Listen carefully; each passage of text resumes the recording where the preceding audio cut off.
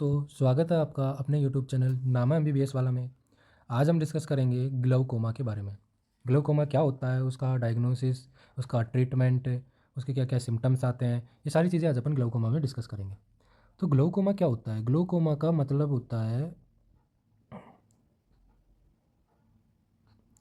Glaucoma is a group of I conditions. Group of I conditions होता है that damage the optic nerve, जिसके अंदर optic nerve जो होती है ना, वो डैमेज हो जाती है। जो ऑप्टिक नर्व होती है वो गुड विजन के लिए क्या होती है, इंपॉर्टेंट होती है। तो ऑप्टिक नर्व डैमेज हो जाएगी तो ये लीडिंग टू ब्लाइंडनेस, जो कि क्या करेगा, लीड टू ब्लाइंडनेस, ब्लाइंडनेस को लीड करता है, जिसकी वजह से ब्लाइंडनेस भी हो सकती है। ठीक है, अब इसका क्या कोज होता है? ग्लूकोमा में बेसिकली क्या मैकेनिज्म होता है वो पूरा पढ़ेंगे अपन। ग्लूकोमा, ग्लूकोमा में क्या होता है, ऑप्टिक नर्व जो होती है वो डैमेज हो जाती है। अभी पढ़ा अपन ने, ऑप्टिक नर्व डैमेज होती है।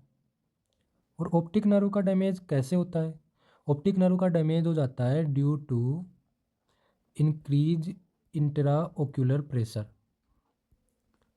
इंट्रा ओक्यूलर प्रेशर इंक्रीज हो जाता है, जिसकी वजह से ऑप्टिक नर्व डैमेज हो जाती है। अब ये इंट्रा ओक्यूलर प्रेशर किसकी वजह से इंक्रीज होता है? तो इंट्रा ओक्यूलर प्रेशर इंक्रीज होता है due to increase volume of aqueous humour. Aqueous humour का जो वॉल्यूम होता है वो इंक्रीज हो जाता है, जिसकी वजह से ऑप्टिक नर्व डैमेज हो जाती है due to intraocular pressure increase. And aqueous humour का जो वॉल्यूम है वो इंक्रीज हो जाता है दो चीज़ों की वजह से। कौन कौन सी दो चीज़ें हैं? पहला है, या तो इंक्रीज हो जाएगा production of aqueous humour, aqueous humour का प्रोडक्शन इंक्रीज हो रहा है, increase production of aqueous humour, aqueous humour का प्रोडक्शन इंक्रीज हो गया। या फिर decrease drainage, drainage of aqueous humour, aqueous humour का ड्रेनेज डिक्रीज हो गया, तो इसकी वजह से भी एक्वस ह्यूमर का वॉल्यूम इंक्रीज हो जाएगा, जिसकी वजह से एक्वस ह्यूमर का प्रोडक्शन इंक्रीज हो गया एंड ड्रेनेज डिक्रीज हो गया, वॉल्यूम इंक्रीज हो जाएगा इस वजह से। और अगर वॉल्यूम इंक्रीज हो जाएगा तो इंट्राओक्यूलर प्रेशर इंक्रीज हो जाएगा, और इंट्राओक्यूलर प्रेशर इंक्रीज हो जाएगा तो ऑप्टिक नर्व डैमेज हो जाएगी। इस चीज़ को बोलते हैं ग्लाउकोमा। ठीक है, अब बात करते हैं ग्लाउकोमा का ट्रीटमेंट कैसे करते हैं। ग्लाउकोमा का ट्रीटमेंट कैसे करते हैं? तो ग्लाउकोमा का ट्रीटमेंट के लिए सबसे पहले बात करेंगे अपन, एम ऑफ ट्रीटमेंट क्या है अपना। एम ऑफ ट्रीटमेंट क्या है? तो अभी अपन ने देखा, या तो प्रोडक्शन इंक्रीज हो रहा है एक्वस ह्यूमर का, अभी अपन ने देखा ना, या तो प्रोडक्शन इंक्रीज हो रहा है एक्वस ह्यूमर का, या फिर ड्रेनेज डिक्रीज हो रहा है। तो अपन प्रोडक्शन को तो डिक्रीज कर देंगे एंड ड्रेनेज को इंक्रीज करवा देंगे, यही अपना क्या है, एम ऑफ ट्रीटमेंट है। तो एम ऑफ ट्रीटमेंट क्या है ग्लाउकोमा का? पहला तो एम क्या है अपना, डिक्रीज करवाना, decrease production of aqueous humour, production of aqueous humour, production of aqueous humour को डिक्रीज करवाना। एंड सेकंड एम अपना इंक्रीज करवाना क्या, drainage, drainage of aqueous humour को इंक्रीज करवाना। ये दो एम अपने। तो सबसे पहले पढ़ेंगे अपन प्रोडक्शन ऑफ एक्वस ह्यूमर को डिक्रीज करवाना। प्रोडक्शन ऑफ एक्वस ह्यूमर को कैसे डिक्रीज करवाएंगे? तो decrease production of aqueous humour, aqueous humour के प्रोडक्शन को डिक्रीज कैसे करेंगे? तो एक्वस ह्यूमर के प्रोडक्शन को डिक्रीज करने के लिए अपन चार चीज़ें देते हैं। सबसे पहले चीज़ देते हैं अपन alpha one agonist, alpha one agonist देते हैं। अल्फा वन एगोनिस्ट, कौन सा अल्फा वन एगोनिस्ट देते हैं? तो अल्फा वन एगोनिस्ट देते हैं अपन फॉर एग्जांपल डिपेवेफ्रिन, डिपेवेफ्रिन, डिपेवेफ्रिन देते हैं। जब अपन डिपेवेफ्रिन देते हैं तो ये बॉडी के अंदर जब आता है तो मेटाबॉलिज्म हो जाता है इसका, मेटाबॉलिज्म के बाद में डिपेवेफ्रिन कन्वर्ट हो जाता है एड्रीनेलिन में, एड्रीनेलिन में कन्वर्ट हो जाता है। एड्रीनेलिन जो हो जाता है वो अल्फा वन रिसेप्टर्स के ऊपर एक्ट करता है एंड वैसोडाइलेस, वैसो कॉन्स्ट्रिक्शन करवाता है, वैसो कॉन्स्ट्रिक्शन करवाता है, वैसो कॉन्स्ट्रिक्शन करवाता है, जिसकी वजह से जो एक्वस ह्यूमर का जो प्रोडक्शन होता है वो डिक्रीज हो जाता है, production of aqueous humour decrease हो जाता है। इस तरह से डिपिवेफ्रिन एक्ट करता है। और इसका जो साइड इफेक्ट होता है डिपिवेफ्रिन का वो पूछा जाता है। तो डिपिवेफ्रिन का जो साइड इफेक्ट होता है वो दो साइड इफेक्ट होते हैं इसके। पहला होता है इसका जो साइड इफेक्ट होता है वो होता है conjunctival black pigmentation, black pigmentation करवा देता है कंजक्टाइवा का, black pigmentation of conjunctiva, conjunctiva का ब्लैक पिगमेंटेशन करवा देता है। सेकंड देते हैं अपन अल्फ़ा 2 एगोनिस्ट, अल्फ़ा 2 एगोनिस्ट देते हैं। अब अल्फ़ा 2 एगोनिस्ट कौन कौन से होते हैं? अल्फ़ा 2 एगोनिस्ट के एग्जांपल्स होते हैं अपने, होता है अपना एप्रेलोक्सिडिन, एप्रेलोक्सिडिन, एप्रेलोक्सिडिन, एप्रेलोक्सिडिन दे सकते हैं। एंड सेकंड देते हैं अपन एप्रेलोक्सिडिन एंड ब्रीमोक्सिडिन, ब्रीमोक्सिडिन। एप्रेलोक्सिडिन का एडवर्स इफेक्ट होता है, एप्रेलोक्सिडिन का जो साइड इफेक्ट होता है वो पूछा जाता है IND, इसे अपन याद रख सकते हैं लिड रिट्रैक्शन साइड इफेक्ट होता है। और ब्रीमोक्सिडिन का जो साइड इफेक्ट होता है वो होता है BND, ब्रेन डिप्रेशन, मतलब CNS डिप्रेशन कोज करता है ब्रीमोक्सिडिन। थर्ड दे सकते हैं अपन beta 2 blockers, beta 2 blockers, beta 2 blockers for example timolol, timolol and betaxolol, betaxolol. Betaxolol का जो साइड इफेक्ट होता है वो पूछा जाता है, बिटॉक्सोलोल का साइड इफेक्ट होता है कॉर्नियल हाइपोस्थेसिया, कॉर्नियल हाइपोस्थेसिया। ठीक है। फोर्थ अपन दे सकते हैं बीटा ब्लॉकर्स के अलावा कार्बनिक anhydrase inhibitors, carbonic anhydrase inhibitors.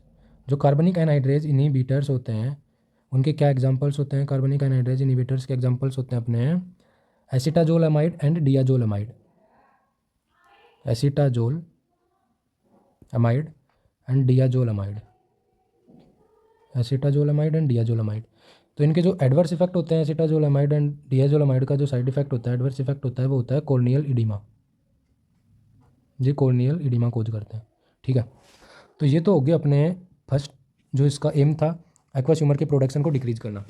अब सेकंड एम अपना एक्वस ह्यूमर के ड्रेनेज को इंक्रीज करना, increase drainage of aqueous humour, aqueous humour के ड्रेनेज को इंक्रीज करना। तो एक्वस ह्यूमर के ड्रेनेज को अपन दो मैकेनिज्म के थ्रू इंक्रीज कर सकते हैं। फर्स्ट मैकेनिज्म होता है अपना ट्रेबेकुलर आउटफ्लो। दो टाइप का आउटफ्लो होता है इसमें, पहला होता है ट्रेबेकुलर आउटफ्लो और दूसरा होता है यूवियो स्क्लेरल आउटफ्लो। तो दोनों के द्वारा अपन इसको इंक्रीज कर सकते हैं। पहला होता है इंक्रीज ट्रेबेकुलर आउटफ्लो, ट्रेबेकुलर आउटफ्लो को इंक्रीज कर सकते हैं। सेकंड अपन या तो कर सकते हैं यूवियो स्क्लेरल आउटफ्लो को इंक्रीज कर सकते हैं, यूवियो स्क्लेरल आउटफ्लो, यूवियो स्क्लेरल आउटफ्लो को इंक्रीज कर सकते हैं। तो जो ट्रेबेकुलर आउटफ्लो को इंक्रीज करते हैं तो उसमें अपन यूज लेते हैं मियोटिक्स का। किन का यूज लेते हैं? ट्रेबेकुलर आउटफ्लो को इंक्रीज करने के लिए अपन मियोटिक्स यूज लेते हैं, और यूवी स्क्लेरल आउटफ्लो को इंक्रीज करने के लिए अपन यूज लेते हैं प्रोस्टाग्लैंडिन्स, प्रोस्टाग्लैंडिन्स यूज लेते हैं। अब अपन पढ़ेंगे कौन कौन से मियोटिक्स यूज लेते हैं। फॉर एग्जाम्पल यूज लेते हैं अपन pilocarpine, pilocarpine. Second example physostigmine भी यूज लेते हैं, फाइसोस्टिग्मिन भी यूज लेते हैं। जो ये मियोटिक्स होते हैं ना, ये यूज लेते हैं अपन क्लोज एंगल ग्लूकोमा के अंदर, used in close angle glaucoma, इनको अपन क्लोज एंगल ग्लूकोमा में यूज लेते हैं। एंड जो अपन ये प्रोस्टाग्लैंडिन्स यूज लेते हैं, प्रोस्टाग्लैंडिन्स का कौन सा एनालॉग यूज लेते हैं? PGF2 alpha, PGF2 alpha use लेते हैं। एग्जाम्पल लेटेनोप्रोस्ट, PG2 अल्फा यूज लेते हैं। फॉर एग्जाम्पल लेटेनोप्रोस्ट, ब्रीमोप्रोस्ट, लेटेनोप्रोस्ट, ब्रीमोप्रोस्ट, ट्रेवोप्रोस्ट, ये कुछ एग्जांपल्स हैं PGF2 अल्फ़ा के, ये अपन यूज़ लेते हैं। इनको जो F2 अल्फ़ा जो यूज़ लेते हैं इनका यूज करते हैं used in open angle glaucoma में, इनका यूज करते हैं अपन ओपन एंगल ग्लाउकोमा में, इनका यूज करते हैं अपन। ठीक है। क्लोज एंगल ग्लूकोमा में मियोटिक्स का यूज करते हैं, for example pilocarpine and फाइसोस्टिग्मिन। And open angle glaucoma में अपन प्रोस्टाग्लैंडिन्स PGF2 अल्फा एनालॉग का यूज करते हैं, फॉर एग्जांपल लेटेनोप्रोस्ट, ब्रीमोप्रोस्ट, ट्रेवोप्रोस्ट। अब इनमें एक और पूछा जाता है, इनके साइड इफेक्ट्स पूछे जाते हैं। प्रोस्टाग्लैंडिन्स के जो साइड इफेक्ट क्या क्या होते हैं, तो इसके 3 साइड इफेक्ट होते हैं। मिग, निमोनिक इसकी मिग, MIG जो कि पूछा जाता है। M से होगा अपना macular oedema, macular oedema. I से होगा अपना iris pigmentation, iris pigmentation. G से हो जाएगा ग्रोथ ऑफ आइलिस, आइलिस की जो ग्रोथ होती है वो इंक्रीज हो जाती है। Increase growth of eyelashes. ठीक है, ये हो गए इनके साइड इफेक्ट भी पूछे जाते हैं जो कि अपन ने बता दिए। तो ये अपन ने पूरा ट्रीटमेंट देख लिया इसका। अब एक क्वेश्चन पूछा जाता है इसमें, अक्यूट कंजेस्टिव ग्लूकोमा के अंदर ड्रग्स कौन कौन सी दी जाती हैं, अलग से पूछा जाता है। Acute congestive glaucoma, acute congestive glaucoma के अंदर कौन कौन सी ड्रग्स यूज लेते हैं। तो सबसे पहले तो अपन ने अभी पढ़ा था, अक्यूट कंजेस्टिव ग्लूकोमा में वही लेते हैं, प्रोस्टाग्लैंडिन्स यूज लेते हैं। कौन कौन से प्रोस्टाग्लैंडिन्स, वही PGF2 अल्फा वाले, PGF2 अल्फा वाले, फॉर एग्जांपल लेटिनोप्रोस्ट हो गया, ब्रीमोप्रोस्ट हो गया एंड ट्रेवोप्रोस्ट हो गया।